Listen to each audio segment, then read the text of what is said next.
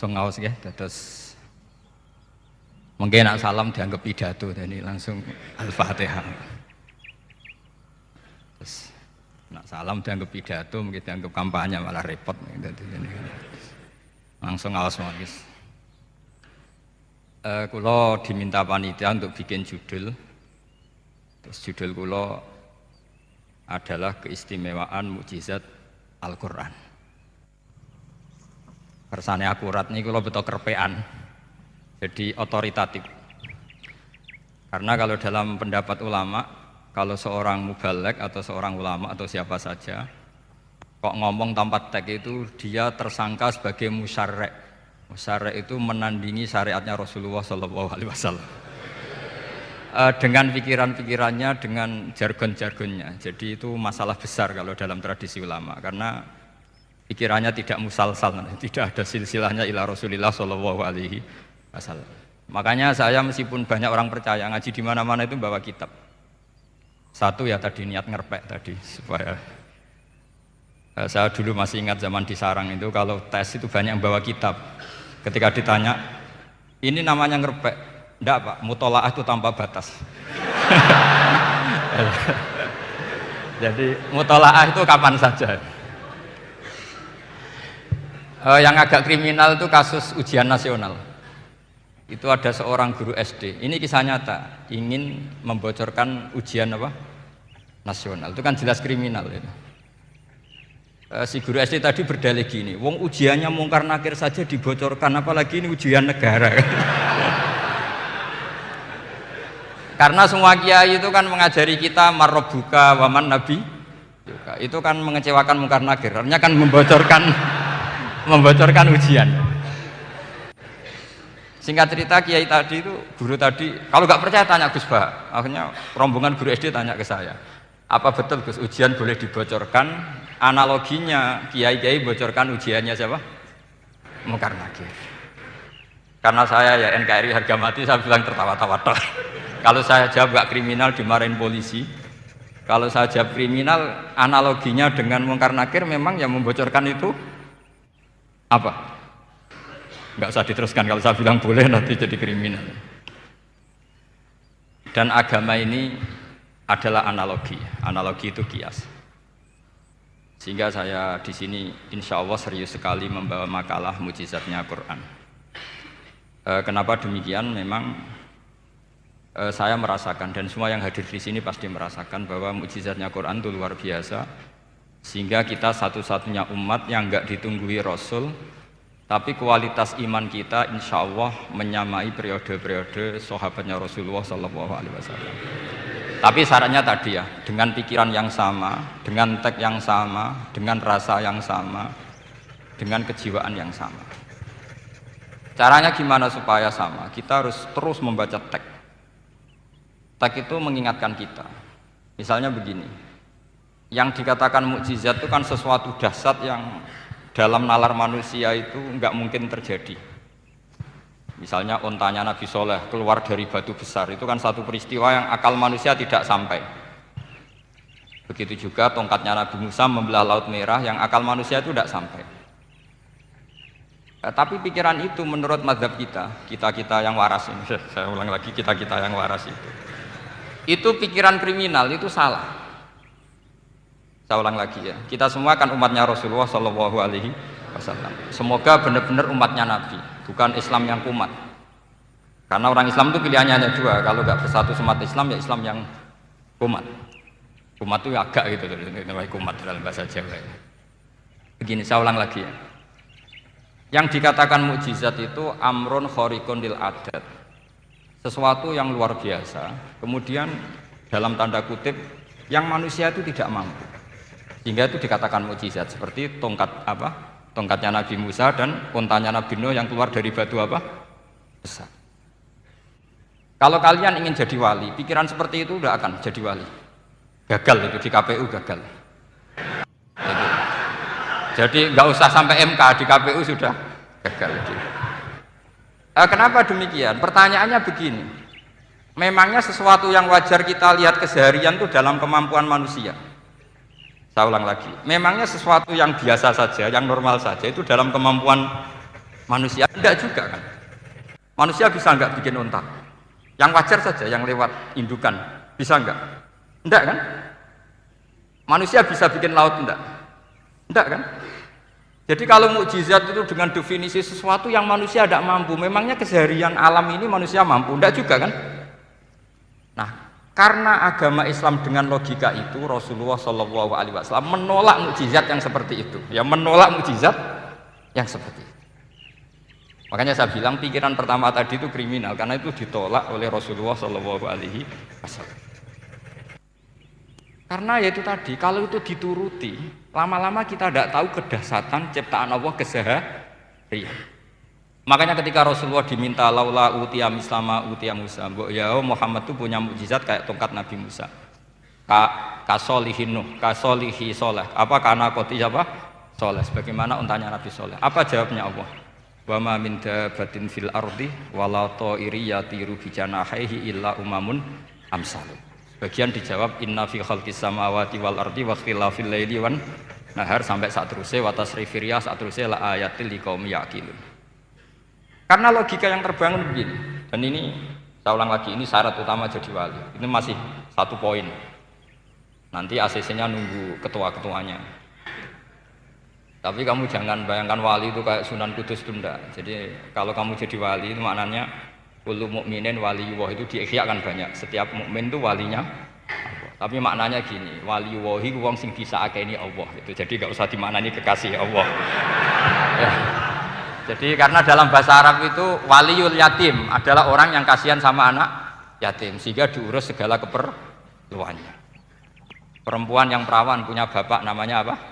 Wali. Artinya si bapak sayang sama putrinya disebut apa? Wali. Jadi nanti kalau kamu jadi wali dengan makna yang tadi kullu mukminin waliyullah. Setiap mukmin adalah orang yang dikasihani Allah dan insya Allah semua kita masuk, paham ya?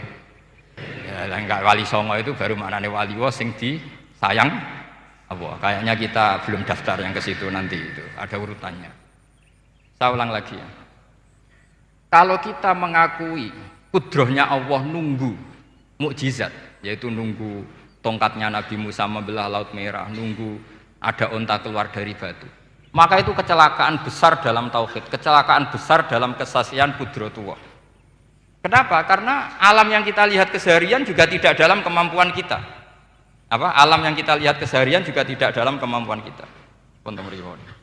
Misalnya begini, kalau kamu melihat nyamuk, itu pertama Quran turun tentang nyamuk, itu orang munafik komentar, wah Tuhannya Muhammad kurangan stok, sampai contoh saja hanya seekor nyamuk. Tapi apa kata Allah? Inna Allaha la yastahi ayyadriba masalam ma ba'udatan fama fawqa. Nyamuk itu bukan sekedar kecilnya. Tidak usah kamu bikin nyamuk yang ada nyawanya, itu terlalu sulit. Sampean semua tak suruh bikin patungnya nyamuk. Gampang mana bikin patung nyamuk sama gajah? Tidak usah dikasih nyawa. Terus cari tatahnya itu dari mana, orang Jepara pun tidak akan bisa. Belum nanti bentuk alat kelaminnya, belum nanti uratnya alat kelamin, belum nanti punya jantung, jantung punya urat, jantungnya nyamuk juga punya kuman, kumannya juga punya organ tubuh, organ tubuhnya punya urat. Apa itu tidak lebih dahsyat ketimbang tontonan mukjizat yang diperagakan para nabi-nabi sebelum Rasulullah Shallallahu Alaihi Wasallam? Maka sebetulnya ketika Quran saya katakan mukjizat ila yaumil qiyamah adalah pertunjukan Allah bikin nyamuk. Inna Allaha la yastahi ayyadriba mathalam ma ba'ud. Itu bagi orang alim percontohan nyamuk itu lebih dahsyat ketimbang percontohan mukjizat Nabi Musa membelah Laut Merah. Juga lebih dahsyat ketimbang pertunjukan Nabi Soleh ketika mengeluarkan unta dari apa? Batu. Dong, jelas nih. Maka umat Rasulullah terutama ulamanya harus ngomong seperti ini terus. Dengan cerita seperti ini maka Quran jauh lebih dahsyat. Makanya mukjizatnya Quran tanpa apa batas. Jelas ya. Makanya kita harus bertobat secara masif, mengatakan kedahsyatan adalah nunggu sesuatu yang khariqun lil adat. Bahwa yang kita lihat keseharian adalah semua di luar kemampuan kita. Lah kita ini kan keliru, yaitu tadi, wah onta keluar dari apa? Batu. Laut Merah terbelah, ini dahsyat, manusia tidak akan mampu. Memangnya manusia pernah mampu bikin laut? Memangnya manusia pernah mampu bikin Nyamuk. Memangnya manusia pernah mampu bikin telur ayam? Karena keseharian seakan-akan ini tidak ayatnya Allah Ta'ala. Itu kebodohan. Makanya tidak mungkin jadi wali. Yang jenis seperti ini ya gak jadi wali. Sama tenang saja, nanti saya paling nggak sampai 1 jam karena saya tidak biasa ngaji umum. Saya mau itu karena hormati bapak saya, karena buyut saya itu orang Damaran, namanya Mbak Hafsah. Hafsah binti Maksum bin Soleh bin Asnawi Sepuh. Jadi saya ini ya turunan asli orang Kudus. Jadi saya datang tidak dalam rangka hormat jenengan, hormat bapak saya sendiri sebetulnya. Jadi jenengan tidak punya hak adami sama saya, karena saya datang tuh hormat bapak saya. Tapi saya ingin melatih iman yang benar. Saya ulang lagi, saya ingin melatih iman yang benar karena ini penting. Sehingga Allah cara menjelaskan iman itu aja inna fi khalqis samawati wal ardi. Kamu lihat saja langit dan bumi. Seterusnya sampai waqtil laili wan nahar sampai wal fulkil lati tajri fil bahri terus sampai wa tasrifir riyah. Ini semua tontonan yang kita lihat semuanya di luar kemampuan kita. Itu tadi contoh paling gampang nyamuk kayak apa? Apapun profesornya seseorang apa bisa bikin nyamuk? Enggak usah yang bernyawa, patungnya saja. Coba nyamuk itu punya organ tubuh enggak? Punya. Organnya ada kumannya enggak? Ada. Alat kelaminnya ada bolongannya enggak kira-kira? Ada. Kayak apa sulitnya? Jadi andaikan saya ke umatnya Nabi Musa terus bengkai lah sama Nabi Musa. Ini gue, Nabi Musa keren, punya tongkat. Saya akan bilang Rasulullah lebih keren karena punya Quran. Anda di sini makna kenapa mukjizatnya Quran dikatakan afdolul mukjizat. Mukjizat paling keren, paling hebat. Karena menjadikan manusia punya nalar yang lebih objektif. Artinya lebih objektif, kenapa kita hanya kagum dengan sesuatu yang dahsyat? Dengan alasan kita tidak mampu. Memangnya dengan hal-hal yang keseharian kita mampu? Tidak juga kan? Jelas ya? Mohon bener nih ya? Mohon bener di mana ini? Mohon gini malam selai didandani bareng-bareng. Mohon bener ya? Sehingga iman di era Rasulullah SAW itu gak lagi butuh sesuatu yang khariqun lil. Kedua pertimbangannya Rasulullah Muhammad SAW, mukjizat yang khariqun lil adat itu resikonya lebih tinggi untuk tidak abadi. Nanti saya bacakan takbirnya. Misalnya tongkatnya Nabi Musa itu hanya disaksikan oleh orang yang di era itu pun yang kebetulan menyaksikan. Saya ulang lagi ya, resiko mukjizat mahsusah istilahnya, mukjizat yang bisa dilihat dengan indera itu resikonya hanya dilihat orang yang di saat itu menyaksikan. Gimana? Ini prosedur. Gaul nih. Nggih peci, mboten. Terus gimana? Oke. Saya teruskan lagi ya. Niki mun normal nih. Mboten kebanteran nih. Mboten kebanteran nih. Saya ulang lagi ya. Jadi yang dikatakan mukjizat itu seringnya kan dikasih definisi satu pertunjukan yang di luar kemampuan manusia. Sehingga tongkat Nabi Musa membelah laut merah disebut apa? Mukjizat. Ontanya Nabi Soleh keluar dari batu disebut apa? Terus lucunya disebut alasannya karena manusia tidak mampu. Memangnya manusia mampu bikin onta normal yang lewat indukan? Mampu enggak? Enggak.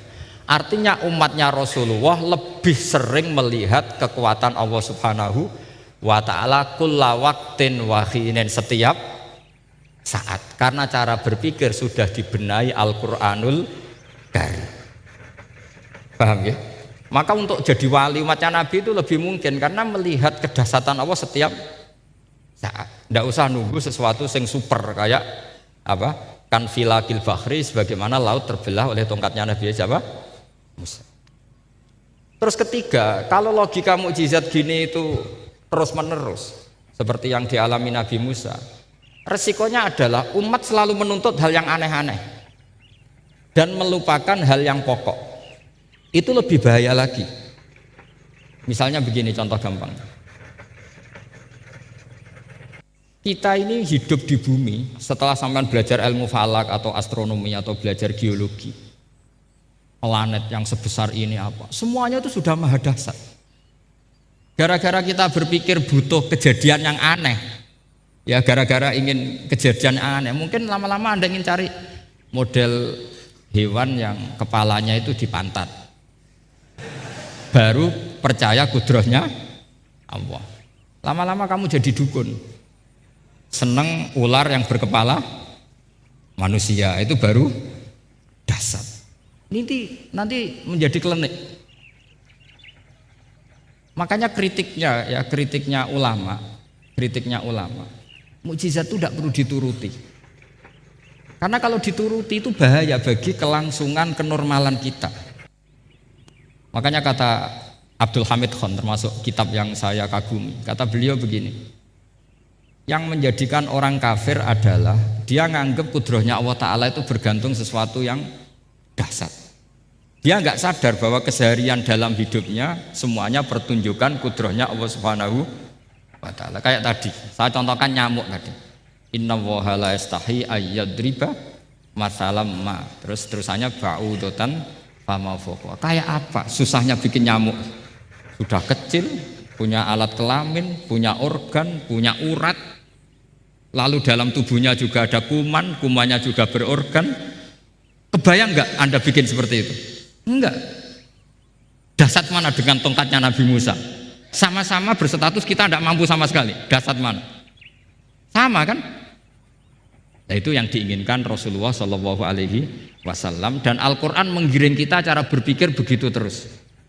Sehingga Quran cukup menghentikan wa ma min dabbatin fil ardi wala ta'iri yatiru bi janahaihi illa umamun amsalukum. Sebetulnya burung yang setiap hari terbang, yang setiap hari lewat Anda, itu semuanya bukti kekuasaan Allah Subhanahu wa Ta'ala. Tidak usah nunggu kejadian-kejadian super dahsyat.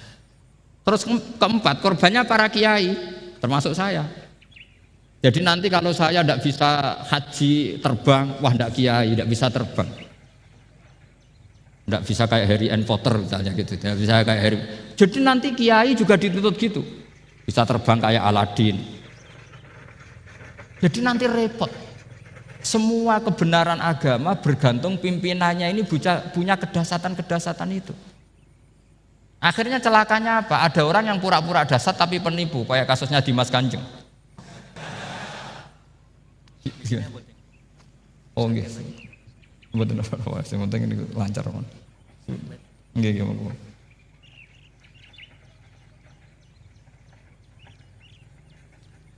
Jadi makanya nanti itu saya akan memberi penjelasan tentang apa? Mukjizatnya Al-Qur'an, kenapa disebut mukjizat paling dasar. Ini saya bacakan tag pokoknya ya supaya sampean tahu. Ini tabaruk sama Imam Bukhari ya. Redaksi yang diriwayatkan Imam Bukhari, qala Nabi sallallahu alaihi wasallam. Ini ikut kitab Fadhailil Quran. Ma minal anbiya'i nabiyyun illa u'tiya minal ayat ma misluhu amana alaihil bashar. Wa inna ma kana alladhi utituhu wahyan awhahu wa ilayya fa arju an akuna aktsarahum tabi'an yaumal qiyamah. Jadi semua nabi punya mukjizat, yang lewat mukjizat itu orang dipaksa iman. Karena dahsyat tadi. Saking dahsyatnya terus cocok tidak cocok itu percaya.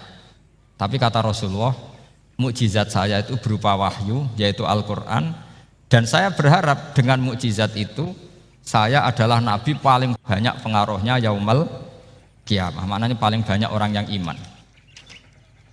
Terus di sini dikomentari oleh sarehnya ya, oleh penyarahnya yaitu Ibnu Hajar Al-Asqalani. Ya saya baca Arabnya saja. Sama harus pura-pura paham jadi keren. Jangan minta saya terjemah nanti harus pura-pura paham. Bagus kok, mantas sabah fi qaumin fa huwa minhum. Jadi bergaya orang kaya ya dikira apa? Kaya, bergaya ulama ya dikira apa? Ulama. Nanti bergaya wali juga dikira wali. Saya baca ya, ini luar biasa menurut saya. Al makna annal mu'jizati al madiyata kanat khissiyatan tusyahadu bil absor kana qoti soleh wa asa Musa. Wa mu'jizatul Qur'ani tusyahadu bil basirah. Jadi kayak tadi, kedasatan tongkat Musa itu karena apa? Laut kok bisa dibelah sebuah tongkat? Itu aneh. Kalau maknanya aneh adalah di luar kemampuan manusia, nyamuk lebih aneh. Kayak apa susahnya bikin organ apa? Nyamuk yang sekecil itu. Artinya bedanya apa? Tongkatnya Nabi Musa dengan pertunjukan nyamuk yang sama-sama mengarah satu titik, yaitu mengakui absolutisme kudrahnya Allah Subhanahu. Sama ndak? Sama. Sehingga umatnya Rasulullah tidak perlu ditunggoni mukjizat simsalabim. Cukup penalaran akal. Ini namanya basirah apa? Basirah. Nggih jelas ya? Mohon sampean ra usah kepen roh tongkatnya Nabi Musa toh. Cekap melihat apa? Nyamuk. Ya sudah bagus, sudah maju, sudah keren. Ya jelas ya. Li'annal ladzi yusyahadu bi ainir ra'si yang qaridu binqiradi musyahidihi walladzi yusyahadu bi ainil aqli baqin yusyahiduhu kullu man jaa ba'dal awwali mustamirron. Sesuatu yang dipertontonkan lewat sesuatu yang fisik kayak tongkat Nabi Musa, itu yang percaya langsung tentu yang melihat. Setelah itu ada yang percaya, ada yang enggak. Bisa saja itu hoax, bisa saja macam-macam. Tentu yang enggak percaya tentu salah, ya kita sepakat. Tapi tetap saja yang enggak menyaksikan itu bisa saja enggak percaya. Paham ya? Tapi logika kedahsyatan nyamuk, siapapun yang punya nalar percaya. Artinya giringan Al-Quran untuk melihat mukjizat itu kedahsyatan Allah bikin nyamuk itu abadi ila yaumil kiamah, dan siapapun yang waras akan ikrar dan tetap menyaksikan, karena insya Allah ada nyamuk terus ila yaumil kiamah. Itu kan teman tidur kita, paham? Makanya kamu kompromi dengan nyamuk, sekali-kali jangan dicaplek, ini ayatnya Allah. Ya bila perlu dicium, dielus-elus gitu. Karena saya yakin yang hadir di sini andekan melihat tongkatnya Nabi Musa kira-kira dilus-lus enggak? Kira-kira?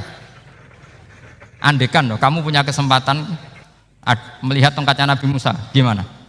Dilus-lus, dikai mori, dikai kembang 7 taman, ya gitu. Tapi kenapa nyamuk enggak kamu begitukan? Toh sama-sama ini ayatnya Allah yang luar biasa. Makanya ini ngaji di sini saya ulang lagi, sama ndak perlu merasa punya hak adami sama saya, karena saya memang buyut saya kandung itu orang Gamaran, namanya Mbah Hafsah. Hafsah itu binti Maksum bin Soleh bin Asnawi Sepuh. Jadi saya ini termasuk turunan beliau yang keluar dari Kudus di Rembang. Karena mbah saya kandung itu sepupunya Mbah Sahal, ya sama Mbah Sahal, ibunya Badiah. Badiah ya putrinya Mbah Hafsah ini. Kalau ibu saya namanya Sofiyah, ya putrinya Mbah Hafsah ini. Jadi kenapa saya cerita ini, ya memang Quran sudah terang-terangan ngendikan dzurriyatam ba'duha apa mimba. Jadi kekuatan dzurriyah itu luar biasa. Jadi kita menjaga harkat dan martabat para leluhur supaya ilmu ini terjaga. Jangan marisi gayane tok, mbah alim terus putune pedita-pediti gak alim, terus gak keren, menurut saya itu malu gitu. Jadi marisi itu ya kalau putunya orang alim ya alimnya, jangan marisi mulyane. Nggak orang alim terus mulya tok gelem dicucup, itu gak keren menurut saya. Niru alimnya dulu baru sama-sama dicucup, itu baru betul, paham ya? Jadi ada aturannya. Saya teruskan. Sehingga Quran kalau menggiring mukjizat, ketika Rasulullah SAW dituntut kafir Mekah, kita tahu kan mereka nuntut apa misalnya? Lan nu'mina laka hatta tafjura lana minal ardi napa yam bu'a au takuna laka jannatum min nakhili wa inabin fatufajjiral anhara khilalaha napa tafsira au tusqitas samaa kama zamta alaina kisafan au ta'tiya billahi wal malaikati qabila au yakuna laka baitum min zuhrufin au tarqa sama. Masih mereka bilang gini, walan nu'mina liruqiyika hatta tunzila alaina kitaban naqra'u. Mereka nuntut tuh, Muhammad saya percaya kamu Rasul, tapi syaratnya Mekah yang tandus sulap jadi kota yang subur makmur, menjadi jannat subur makmur. Atau begini saja Muhammad, kalau kamu gelo sama saya mangkel karena kita ada iman, turunkan saja azab, kisafam minas sama, turunkan saja azab. Atau begini Muhammad, kamu kan bilang utusan Allah, kamu datang saja bersama Allah digandeng gitu, digandeng terus sama Allah diangkat tangan kamu, dimaklumatkan kalau kamu Rasulnya. Au ta'tiya billahi wal malaikati qabila. Karena mereka dengan logika yang salah, yang dikatakan mukjizat itu sesuatu yang seperti itu. Artinya kalau kamu berpikir mukjizat yang seperti itu, berarti Anda turunan kafir Quraisy. Anda turunan apa? Kafir Quraisy. Maka nggak boleh berpikir mukjizat seperti itu. Nyatanya Allah cukup menjawab dengan ayat wa ma min dabatin fil ardi wala ta'iri yatiru bi janahihi illa umamun amsalukum. Dijawab lagi inna fi khalqis samawati wal ardi waqtilafil laili wan nahar wal fulkil lati tajri fil bahr sak teruse la ayatil liqaumi yakin. Semudah itu kita iman kedahsyatan kudrahnya Allah. Cukup melihat kerbau. Kok bisa ya jaga populasinya? Padahal tidak pernah dia seminar cara jaga populasi. Nyatanya tetap terjaga. Tanpa lamaran ya bisa jaga keturunannya. Tanpa sesar ya anaknya lancar. Tanpa sesar kan? Artinya mereka bisa. Karena di sini ada kudratullah. Ada apa? Ada kudratullah. Nah, kalau iman seperti itu, Anda baru betul. Yaitu yang disebut Allah ya tanazzalul amru bainahunna lita'lamu annallaha ala kulli syai'in qadir wa annallaha qad ahata bi kulli syai'in ilma. Semua urusan di alam raya ini hanya Allah ingin mempertontonkan bahwa saya kuasa. Jadi tidak perlu nunggu yang aneh-aneh. Sehingga andaikan saya ketemu Nabi Musa dan ketemu Rasulullah Muhammad SAW, pasti saya milih Nabi Muhammad sebagai ketua. Karena Nabi Muhammad yang bikin sarana iman dengan sarana yang seluas-luasnya, dan sarana ini tidak habis dan ada di mana saja, yaitu sarana ikrar bahwa Allah kudroh dan kudrohnya tanpa batas. Nabi bikin sarana apa saja, melihat langit, bumi, lautan, nyamuk, hewan, semuanya sarana untuk ikrar kudrohnya Allah Subhanahu wa ta'ala. Sementara Nabi Musa mempertontonkan hanya nunggu mukjizat sing khariqun lil adat. Paham ya? Makanya wajar kalau Nabi bergelar Afdolul Ambiya Sayyidul Awwalin wal Akhirin. Karena memang lebih efektif cara menggiring supaya orang iman. Sekarang sudah tahu kenapa Nabi jadi Sayyidul Awwalin wal Akhirin? Sudah. Mungkin kemarin-kemarin tahu tapi gak tahu logikanya. Pokok iman. Selewat kiai musola ngaji iman. Itu iman yang kurang betul itu, karena tanpa nadzor. Itu namanya taklid yang statusnya mukhtalaf alaih, masih disidangkan di MK, paham? Iman. Jadi iman taklid itu iman yang masih disidangkan oleh para ulama. Ada hakim yang bilang sah, ada hakim bilang tidak sah. Tanya anak-anak Qudsiyah. Imanul muqallid itu mukhtalaf alaih apa mujma' alaih? Mukhtalaf alaih. Kalau imanu ahli nadzar mujma' alaih. Insyaallah barokahnya ngaji ini semuanya min ahli nadzar, apa? Min ahlin, jangan amin sudah jadi, ini sudah jadi ini. Kalau amin kan masih berdoa, bisa makbul bisa ndak boleh iman kok. Ayo iman kepada Allah dan Rasul, amin, ndak boleh. Sesuatu yang pasti ndak boleh diamini, itu kan jadi kacau nanti. Harus bilang apa? Sami'na wa ta'na. Nanti lama-lama kamu disuruh Allah, ayo sholat, amin. Ndak boleh, jadi amin itu ada itu, ada aturannya. Tapi bukan berarti saya nyalahkan jenengan, enggak. Ya memang salah gitu. Jadi ya saya memang statusnya salah. Ya saya ulang lagi ya. Berarti Rasulullah adalah Rasul yang sukses membuat sarana orang kembali ke Allah, mengakui kudrohnya Allah dengan sarana apa saja, melihat rumput, melihat hewan, dan hewan itu ya apa saja. Dabah itu apa saja. Hewan yang melata di bumi apa saja, semua bukti kudrohnya Allah. Bahkan Rasulullah sukses membiarkan umatnya enggak ditunggui beliau tetap iman. Mergo ditunggui konsep sing super ngene kok Al-Qur'anul Karim. Jelas ya? Tapi caranya memahami ya seperti yang saya terangkan ini. Ya saya baca lagi ya yang. Jadi annal mu'jizati pakai jama' muannas salim, annal mu'jizati al-madiyata, mukjizat-mukjizat yang sudah kelewat itu kanat khisiatan, bersifat fisik, tusyahadu bil absor, hanya bisa dilihat dengan mata kepala, karena qoti soleh wa aso Musa, wa mu'jizatul Qur'ani tusyahadu bil basirah. Sementara mukjizatnya Quran disaksikan dengan mata hati, dan setiap orang punya mata hati. Fayakunu man yattabi'uhu li ajliha aksar li annal ladzi yusyahadu bi ainir ra'si yang qaridu bin qiradi musyahidihi walladzi yusyahadu bi ainil aqli baqin yusyahiduhu kullu man jaa ba'dal awal mustamirron. Sesuatu yang dilihat dengan mata kepala Setelah para saksi ini meninggal, maka setelahnya mencari-cari, bisa percaya, bisa enggak. Tapi mukjizat yang disaksikan mata hati, siapapun percaya dan sampai ila yaumil kiamat. Dan tentu Quran lebih unggul dalam hal ini. Dan insya Allah kita semua adalah ahli Quran. Yaitu harus punya kesimpulan falamma tabayyana lahu qala a'lamu annallaha ala kulli syai'in qadir. Sebagian ayat wa li ta'lamu annallaha ala kulli syai'in qadir wa annallaha qad ahata bi kulli syai'in ilma. Itu kenapa mukjizat Al-Qur'an dasar. Itu yang gampang-gampang ya, melihat nyamuk, unta, kerbau itu yang gampang. Anda tak naikkan kelas sedikit menjadi agak ilmiah. Misalnya begini, kamu ahli falak. Misalnya kamu ahli falak, misalnya kayak Batu Rehan ya. Itu pasti tahu kalau matahari dan rembulan dibikin Allah itu asyamsu wal qamaru bi husban. Bahwa matahari dan rembulan dibikin ini untuk hisab. Walladzi ja'ala asy-syamsa diya'a wal qamara nuran wa qaddarahu manazila li ta'lamu 'adadas sinina wal hisab. Sehingga ketika ternyata betul Samsiyah bisa dihitung menjadi tahun Samsiyah. Yang oleh bahasa milenial disebut Masihiyah. Sayyidina Umar agak tersinggung. Sebetulnya yang namanya hisab itu tidak ada hubungannya dengan Masehi dan Hijriyah, itu enggak ada. Semua berdasar matahari atau apa?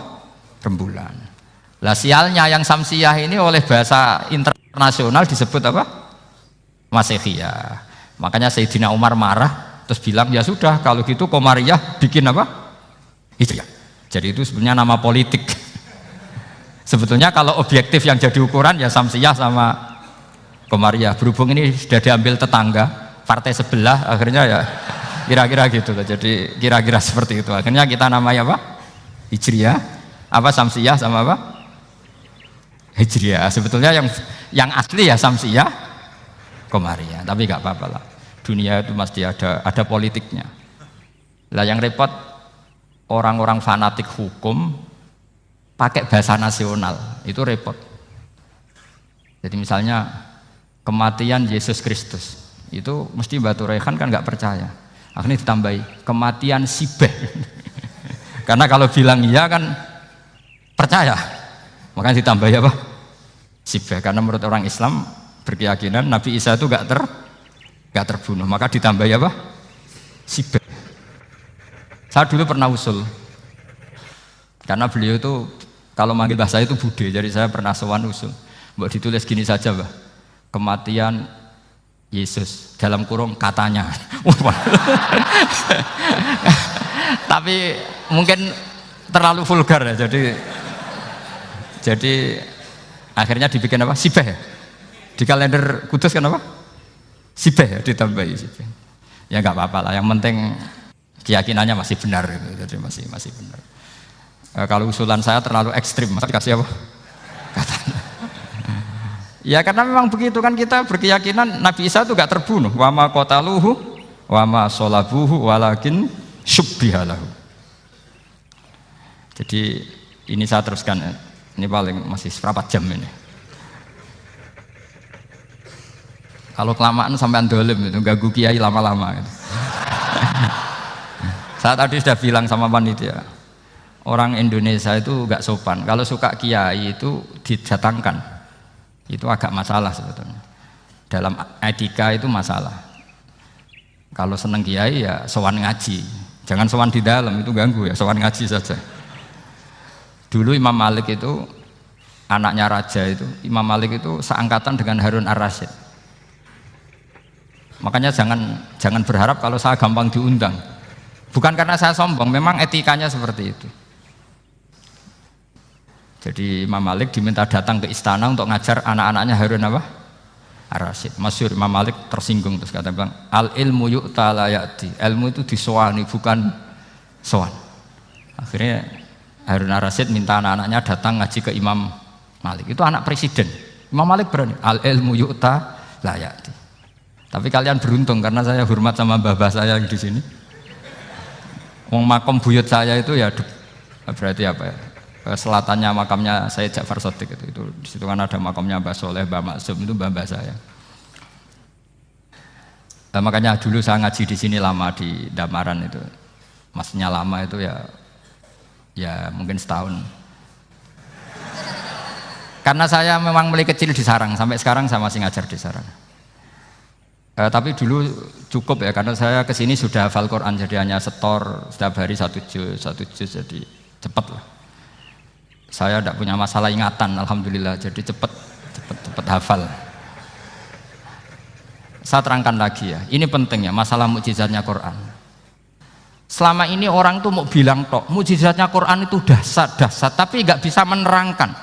Itu masalah. Makanya kita harus bisa menerangkan mukjizatnya Al-Quran dahsyat itu apanya. Yaitu tadi, tongkatnya Nabi Musa hanya disaksikan oleh orang yang di era itu. Toh tujuannya mukjizat adalah diakui kemudian orang menjadi iman. Lalu Rasulullah SAW beliau sudah intaqala ila rafiqil a'la. Tapi konsepnya Quran menjadikan orang yang nggak ditunggui beliau tetap iman ila yaumil kiamah. Itu yang maksud fa'arju an aku na aktsarahum tabi'an yaumal kiamah. Mukjizat saya itu cukup Quran kata Nabi, dan dengan mukjizat itu orang akan iman ila yaumil kiamah. Caranya seperti ini. Karena tadi sedahsyat-dahsyatnya mukjizat tujuan utama orang terdikte supaya ikrar ngakui kudrohnya Allah. Lah ngono kok ngenteni tongkat sakti lah opo? Cukup deloknya mau. Paham ya? Jelas ya? Alhamdulillah, mau naik kelas ini sudah benar. Terus kedua begini, kedahsyatan Quran lagi. Quran itu bisa merunut, mentartibkan logika. Bahkan logika ini logika yang universal. Siapa saja merasakan logika itu. Misalnya begini, dulu orang kafir itu punya Tuhan banyak. Tentu yang dipertuhankan ya mana? Yang dipertuhankan itu banyak.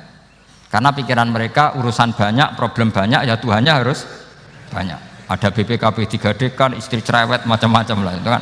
Problemnya banyak, maka Tuhannya harus banyak. Karena Tuhan itu maknanya penyelesai masalah.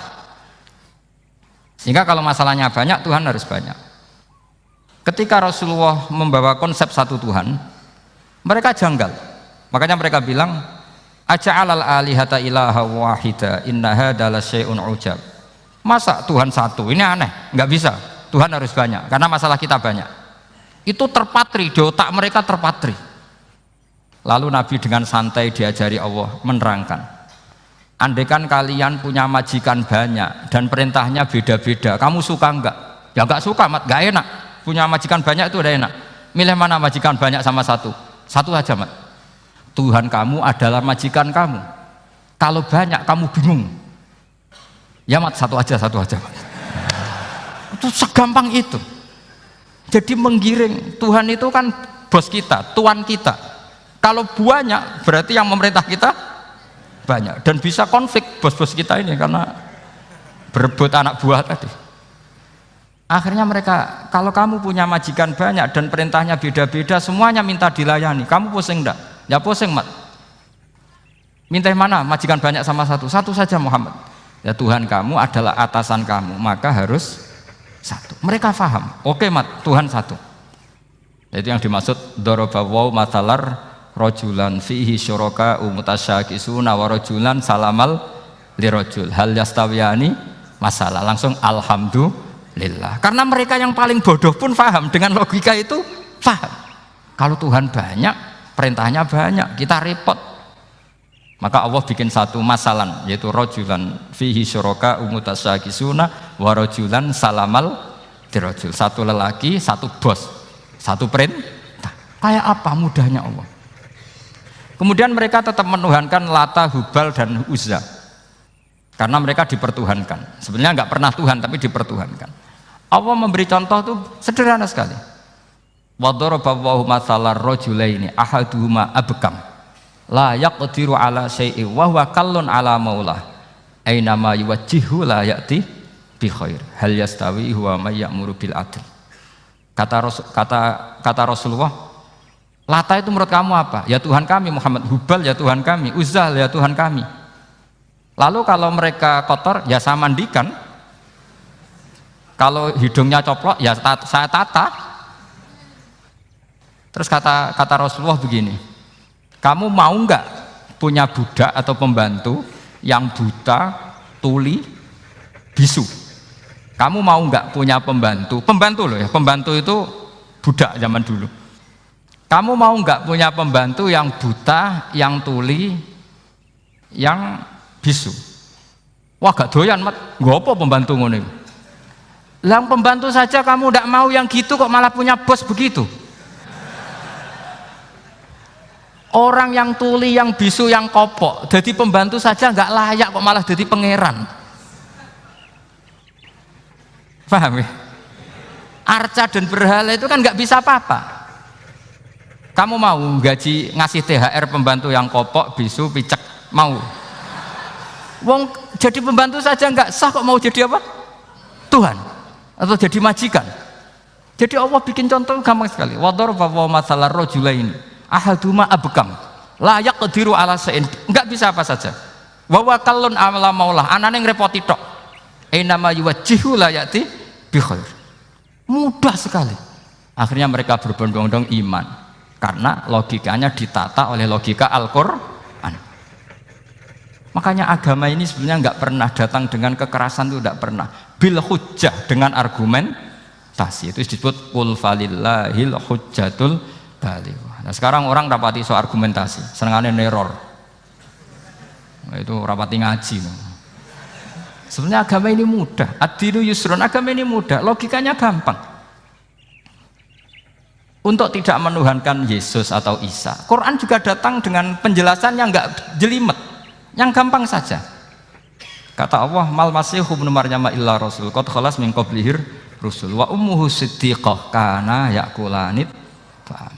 Kok arani pangeran piye? Nek mangan ya lesu. Kamu kebayang enggak misalnya punya Tuhan terus mbok gratisi pas marung. Terus kamu bangga, alhamdulillah tadi habis ngratisi Tuhan.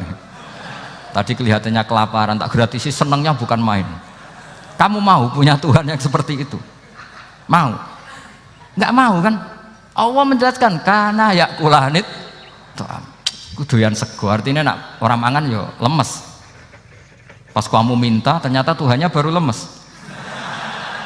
Jadi Quran itu tidak sinis enggak, tapi menggiring logika bahwa ini tidak mungkin Tuhan. Wong kana yakulanit gampang kan? Itu gampang. Gampang sekali, logika Quran itu gampang sekali. Dan masalahnya kita sekarang tidak mengkaji Quran yang sisi ini. Ya termasuk kritik kita ya, tapi ya sudahlah, ini dunia ya macam-macam. Ono sing ngaramno lomba, ono sing mendukung lomba, macam-macam. Saya tidak dalam posisi mendukung dan menolak. Saya 0-0, jadi tidak ke kanan tidak ke kiri dalam konteks tadi. Karena ya sudahlah, itu sudah takdir, semuanya takdir. Ada yang setuju lomba, ada yang mengharamkan apa? Lomba. Tapi sebetulnya kalau kita berpikir Quran diturunkan ya untuk yang saya terangkan ini, menjaga logika agama al-hujjah al-balighah ila yaumil kiamah. Karena kita tidak perlu tongkat lagi Nabi Musa, nggak perlu ontanya Nabi Soleh. Cukup dikawal aturan-aturan iman yang cukup mudah dan kita temukan di mana saja ayat-ayat itu. Yaitu wa ma min dabatin fil ardi wala ta'iri yatiru bi janahihi illa umamun amsalukum, atau inna fi khalqis samawati wal ardi, dan seterusnya. Nah, cara berpikir gimana Gus? Gampang tadi. Kalau tongkat Nabi Musa membelah laut adalah hal yang kita tidak mampu, memangnya kita mampu bikin langit bumi? Tidak mampu kan? Berarti ini sudah cukup menjadi ayat kekuasaannya Allah. Jelas kan? Maka mukjizat Quran ini mengawal umatnya Rasulullah SAW ila yaumil kiamat dengan logika seperti itu. Saya ulang lagi, dengan logika seperti itu. Maka ulama nggak boleh berhenti seperti saya ngomong terus seperti ini. Makanya ngendikane Allah, lam yakunil ladzina kafaru min ahlil kitabi wal musyrikina munfakina hatta ta'tiyahumul bayyinah. Bayyinah itu apa? Rasulun minallah yatslu suhufam mutahhar. Orang kafir semuanya, kata Allah, baik berkategori kafir musyrik maupun kafir ahli kitab, itu tidak akan tercerabut dari akar kesalahan mereka, dari cara berpikir mereka, hatta ta'tiyahumul bayyinah, sehingga datang satu kejelasan yang jelas welo-welo. Itu apa? Rasulun minallah yatslu suhufam mutahhar, yaitu rasulnya Allah yang membaca sahifah-sahifah suci, maknanya Al-Qur'an. Untuk menafikan ketuhanan berhala, ketuhanan Yesus, kita cukup dengan konsep Quran. Kayak tadi kana yakulanit, termasuk untuk menafikan Tuhan balita, paham ya? Tuhan apa? Fir'aun. Ini contoh terakhir, sampai siap-siap saja selesai. Karena saya memang mau selesai ini, bukan guyon, memang mau selesai. Karena menurut saya mukjizatnya Quran itu jelas. Jadi diterangkan seperempat jam ya jelas, 10 menit ya jelas. Kalau kamu butuh lama, berarti kamu menyaksikan kejelasan Al-Quran. Dan itu kriminal besar itu. Kalau nggak boleh dibahasakan murtad besar ya kriminal apa besar. Nggak, ini nggak guyon, betul itu. Saya tadi mau nyontohkan apa tadi? Tuhan balita ya. Fir'aun itu berdebat sama Nabi Musa. Singkat debat begini. Kalau nggak salah di Juz 19, kalau nggak salah di surat Syu'ara. Dicari sendirilah. Pertama ditanya gini, Musa kamu kesini ada apa? Ya bawa konsep Tuhan. Yang jelas itu tidak kamu. Ya. Lalu Tuhan kamu siapa? Rabbus samawati wal ardi, yang menuhani langit dan bumi. Si Fir'aun masih berkelit. Begini, soal yang di bumi, saya jalan-jalan kemana-mana, setahu saya yang jadi Tuhan saya. Ma'alim tulakum min ilahin apa? Ghairi, di mana-mana yang dituhankan saya. Soal kemungkinan di langit begini, tunggu saya. Terus di Haman dipanggil. Ya Haman ibn li sarhal ali abluhul asbab as-samawati fa'attali'a ila ilahi Musa. Haman, bikinkan piramida yang tinggi. Saya mau lihat Tuhannya Musa, apa betul ada? Padahal andaikan terjadi piramida kan Tuhan pun nggak bisa dilihat. Wong sampean yang wali saja tidak bisa melihat. Wali tadi yang sing disakeni Allah tadi itu aja nggak bisa melihat. Apalagi Fir'aun. Akhirnya Nabi Musa sadar bahwa logika itu tidak masuk ke Fir'aun, tidak masuk. Padahal ada pengawalnya banyak. Dan karena semua Nabi fatona itu ibarat mobil ganti gigi, ganti argumentasi. Gini saja, yang menuhani leluhur kamu, mbah-mbah kamu, itu sontak kaget Fir'aun. Pengawalnya ya kaget. Oh iya, kalau Fir'aun ini Tuhan, mbah-mbahnya tanpa Tuhan. Kan Tuhannya datang terlambat. Berarti mbah-mbahnya dulu itu tanpa Tuhan, karena ini ada Tuhan balita itu ada itu. Akhirnya hampir separuh, mungkin hampir semua pengawalnya Fir'aun itu iman semua. Meskipun yaktumu imanahu, ini yang diceritakan Quran, wa qala rajulun mu'minun min ali fir'auna yaktumu iman. Karena runtuh, semua logika Fir'aun sebagai Tuhan itu runtuh. Hanya dengan logika, kalau kamu Tuhan, lalu mbah kamu Tuhannya siapa? Fir'aun mangkel. Wah bahaya logika Musa, tangkap Musa, udah gak debat lagi. Kayak apa mudahnya logika Quran untuk menafikan ketidaktuhanan Fir'aun. Yaitu mengatakan Rabbukum wa Rabbu abaikumul awwalin. Karena dikatakan Tuhan langit, Fir'aun masih berkelit. Nanti dulu saya mau bikin piramida, mau saya lihat ada enggak Tuhan kamu. Nabi Musa langsung ganti gigi, yang nuhani mbah-mbah kamu. Orang kan masih pikir, ini kalau Tuhan betul, lalu orang-orang dulu Tuhannya siapa? Kan Tuhannya datang terlambat. Nah itu lagi-lagi, dan kita baca Quran itu ila yaumil kiamah. Makanya tidak ada umatnya Rasulullah SAW kemudian imannya itu ada syak, nggak ada sama sekali. Karena dzalikal kitabu la raiba fihi mir rabbil alamin. Ya, mohon cekap ya. Mumpun gampang deh. Masalah sama kalau masalah. Jadi karena kebenaran Quran itu adhar wa adhar, sangat jelas. Sehingga nggak perlu butuh orasinya saya. Sebenarnya nggak perlu. Saya yakin, sampean sebelum saya terangkan ya sudah iman, sudah betul. Ini kan akal-akalan saja saya dimanfaatkan. Karena ya menurut saya itu ya sudah adharu min samsi dzahira kalau dalam bahasa Arab. Kebenaran sejati itu lebih jelas ketimbang matahari di siang hari. Karena ya tadi logika. Ya saya tambah satu contoh lagi, semoga ini selesai betul. Kemudian Quran misalnya gini, sampean tak bedai. Kamu bisa melihat itu karena apa? Ini misalnya apa? Kertas yang saya bawa ini kan kuning. Kamu bisa melihat itu karena apa? Mata kan? Nah itu masalah. Karena melihat kamu dengan mata, sekali ini tak tutupi, kamu tidak tahu. Atau kamu jauh menjadi tidak tahu. Karena mata bisa terhalangi oleh jauh atau tertutupi. Beda dengan Allah. Allah itu kalau merumuskan tahu itu bukan karena melihat, karena menciptakan. Makanya Allah bilang, ala ya'lamu man khalaqa. Apakah tidak tahu orang yang membuat? Misalnya ini, kertas ini kuning. Sama saya tak tutup begini. Kemudian kitab ini tak tinggal, saya datang ke Jakarta. Saya tetap tahu enggak kalau dalam ini ada kertas kuning? Tahu, karena saya yang menciptakan. Paham ya? Kamu bangun satu bangunan, di dalamnya ada besi ukuran sekian. Di situ kamu menyimpan emas setengah kilo. Setelah kamu pergi kemana-mana masih tahu enggak? Tahu, karena kamu yang menciptakan. Sehingga ketika kita janggal, masa Allah pirsa semua alam ini? Logikanya gampang, masa yang bikin tidak tahu? Makanya Allah bilang, ala ya'lamu man khalaqa. Paham ya? Jadi gampang sekali, mukjizatnya Quran itu gampang sekali. Nararo kebangetan gitu. Ampun nggih, Al-Fatihah. A'udzubillahi minasyaitonir Bismillahirrahmanirrahim. Alhamdulillahirabbil alamin arrahmanirrahim. Iyyaka na'budu wa iyyaka nasta'in. Ihdinas siratal mustaqim. Shiratal ladzina an'amta 'alaihim ghairil maghdubi 'alaihim waladdallin.